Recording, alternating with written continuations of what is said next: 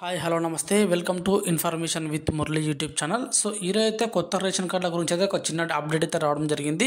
So ఇప్పుడైతే ఆ యొక్క డీటెయిల్స్ అయితే పూర్తిగా చూసే ప్రయత్నం చేద్దాం. సో ఇంకా ఎవరైనా మన ఛానల్ సబ్స్క్రైబ్ చేసుకోకపోతే సబ్స్క్రైబ్ చేసుకునే ప్రయత్నం చేయండి. ఇక ఆలస్యం చేయకుండా మనం వీడియోలోకి వెళ్ళిపోదాం.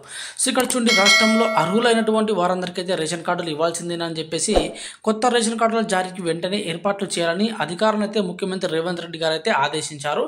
సో సోమవారం పౌర సరఫరా శాఖ మంత్రి ఉత్తమ్ కుమార్ రెడ్డితో కలిసి రేషన్ కార్డుల జారీ అంశంపై అయితే సీఎం గారు సమీక్ష నిర్వహించడం జరిగిందనమాట. సో కొత్త రేషన్ కార్డుల కోసం అయితే ఇప్పటి వరకు వచ్చేటువంటి దరఖాస్తులు, రేషన్ కార్డుల్లో కొత్తగా పేర్ల చేర్పు, అదేవిధంగా తొలగింపు గురించి వచ్చేటువంటి విజ్ఞప్తులపై అయితే ఆరా తీయడం జరిగిందనమాట.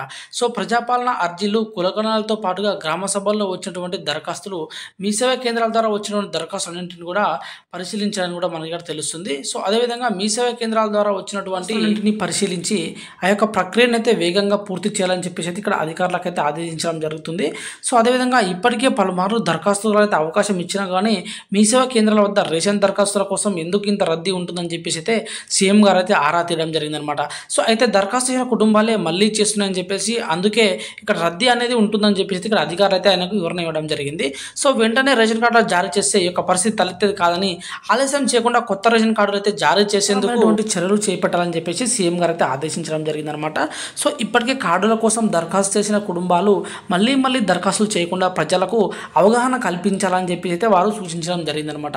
సో ఎన్నికల కోడ్ లేని జిల్లాల్లో వెంటనే షురు అని చెప్పేసి అయితే ఇవ్వడం జరిగింది. సో రాష్ట్రంలోని పలు జిల్లాల్లో ఎమ్మెల్సీ ఎన్నికల కోడ్ అనేది అమల్లో ఉందని, ఆ కోడ్ అమల్లో లేని జిల్లాల్లో రేషన్ కార్డులు జారీ మొదలు పెట్టాలని చెప్పేసి అయితే సీఎం గారు అధికారులను ఆదేశించడం జరిగిందనమాట.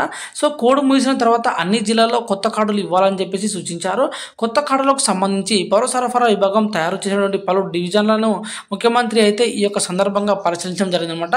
సో ఈ సమావేశంలో పౌర సరఫరా శాఖ కమిషనర్ చౌహాన్ ఇతర అధికారులు అయితే పాల్గొనడం జరిగిందనమాట. సో ఇదండి ఈరోజు రేషన్ కార్డుల ఒక ముఖ్యమైనటువంటి సమాచారం. అదేవిధంగా మనం ముందుగా ఎవరైతే నేమ్స్ అయితే ఈ యొక్క రేషన్ కార్డు లిస్ట్ అయితే రాలేదో ఇప్పుడు వారు ఏం చేయాలో తెలుసుకుందాం. సో వారైతే మీ సేవకి వెళ్ళి అప్లై చేశారు. అప్లికేషన్ తర్వాత వాళ్ళ యొక్క అప్లికేషన్ స్టేటస్ అనేది ఏ విధంగా తెలుసుకోవాలో ఇప్పుడు చూద్దాం. ఇప్పుడైతే మీరు మీ యొక్క మొబైల్లో కానీ సిస్టంలో కానీ గూగుల్ క్రోమ్ అయితే ఓపెన్ చేయండి. ఓపెన్ చేసి సెర్చ్ బార్లో మీరు ఏమో సెర్చ్ చేస్తారంటే ఎఫ్ఎస్సి అనేది సెర్చ్ చేయండి. ఎఫ్ఎస్సి ఓకేనా. ఎఫ్ఎస్సి అని సెర్చ్ చేయగానే మనకి ఈ విధంగా పేజ్ అయితే రావడం జరుగుతుంది. సో వచ్చిన వెంటనే ఇక్కడ చూడండి ఎఫ్ఎస్సి అప్లికేషన్ సెర్చ్ అని చెప్పేసి వచ్చింది కదా. సో దీని మీద ట్యాప్ ఇచ్చేయండి. సో ట్యాప్ ఇచ్చేయగానే మనకి పేజ్ అనేది ఈ విధంగా రావడం జరుగుతుంది. ఇక్కడ ఏం చేస్తారంటే మీరు మీ యొక్క డిస్ట్రిక్ట్ అయితే మీరు తెలుసుకోవాల్సి ఉంటుంది అనమాట. సో మీ యొక్క డిస్ట్రిక్ట్ ఏదైతే ఆ యొక్క డిస్ట్రిక్ట్ని సెలెక్ట్ చేసుకోండి. ఇక్కడ చూడండి, ఇక్కడ మీ సేవ నెంబర్ కానీ అదేవిధంగా అప్లికేషన్ నెంబర్ కానీ ఇవ్వాలి. సో ఇచ్చిన తర్వాత ఇక్కడ మన ఆధార్ నెంబర్ అయితే ఇవ్వడం జరగాలన్నమాట. సో మన ఆధార్ నెంబర్ ఇక్కడ ఎంటర్ చేయాలి. ఎంటర్ చేసి మనకి ఇక్కడ సెర్చ్ అని చెప్పేసి అనగానే మన యొక్క డీటెయిల్స్ అయితే మనకి ఈ పేజీలో అయితే చూపించడం జరుగుతుంది. ఒకవేళ మన అయితే అప్రూవ్ అయితే కనుక ఇక్కడ మన నేమ్, మన డీటెయిల్స్ మొత్తం అయితే ఈ యొక్క ఎఫ్ఎస్సి కార్డు అయితే రావడం జరుగుతుంది అనమాట. సో ఇదండి ఈరోజు ఒక ముఖ్యమైనటువంటి రేషన్ కార్డులో పోయినటువంటి ఒక ముఖ్యమైన సమాచారం. సో మరింత మంచి కార్యంతో మళ్ళీ కలుసుకునే ప్రయత్నం చేద్దాం. సో అంటే మన ఛానల్ చూస్తున్నామండి. Bye bye.